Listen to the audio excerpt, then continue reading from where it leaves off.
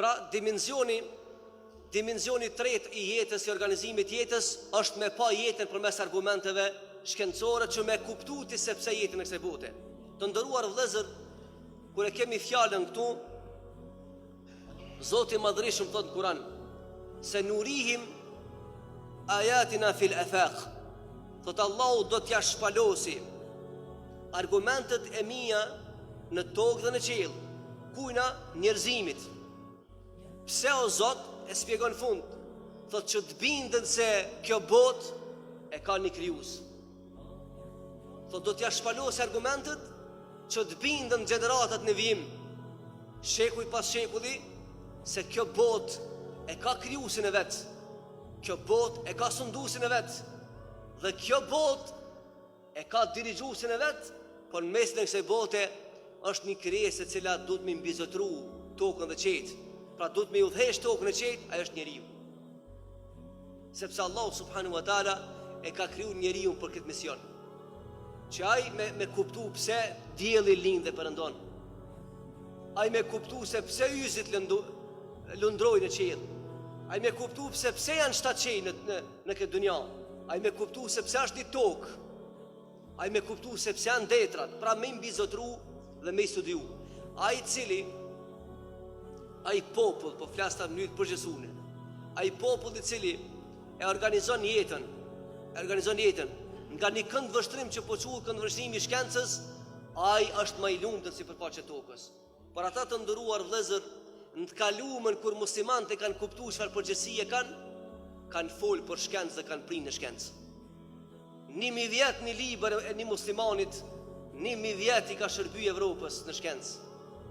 Dhe sot spitalet më të mëdha të botës e kanë emrin e muslimanit Ibn Sinës.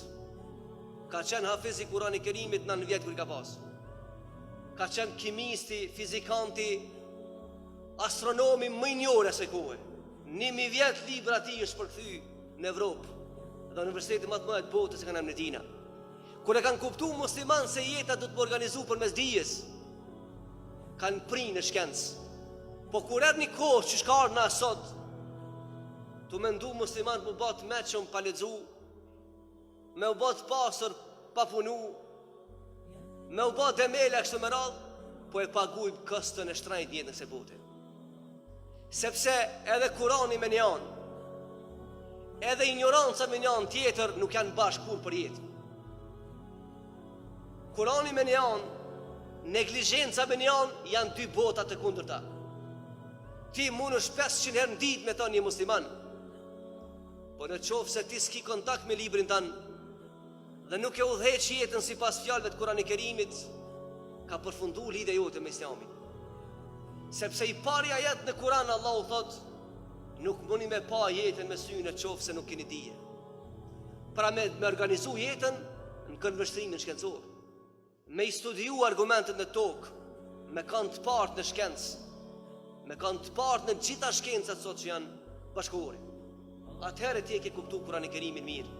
Por ata të nderuar vëllezër, kur muslimant kanë fillu me shtyp Kur'anin me shkollatarit, që atëherë kanë fillu me marrë të pojzën, që atëherë kanë fillu për thamë gjuhën e poplit për flasë, kanë fillu me thyqafën. Sepse Kur'ani Kerimi nuk ka zbrit me u kriju ose me u shtyp me shkollatarit. Kur'ani Kerimi ka zbriti thjesht, po fjalët e tij janë pejarit. Në qofë se ti si musliman e ble një Kur'an për shembull shtrenjt, në tokat arabe ka Kur'an me koretarit. Edhe ti sot dush me ble shtrenjt ata dhe me vnu në shtëpi dhe kur mos me lexu, kur një sevap se ki. Sepse Kur'ani Kerimi nuk ka zbrit me med në raft. Ai ka zbrit me u lexu, ai ka zbrit me u studiu, ai ka zbrit me u këshillu me ta, në qofë se don me pa jetën në sy. Për ata tha pejgamberi sa në hadith, se një popull i cili nuk e studion Kur'anin Kerimin, Allahu tha ka me përmbys edhe në qofë se beson në te. Pra, jeta njeriut, shkurtimisht për shakos, duhet të studiohet dhe të organizohet edhe nga këndvështrimi i dijes të ndëruar vëllezër.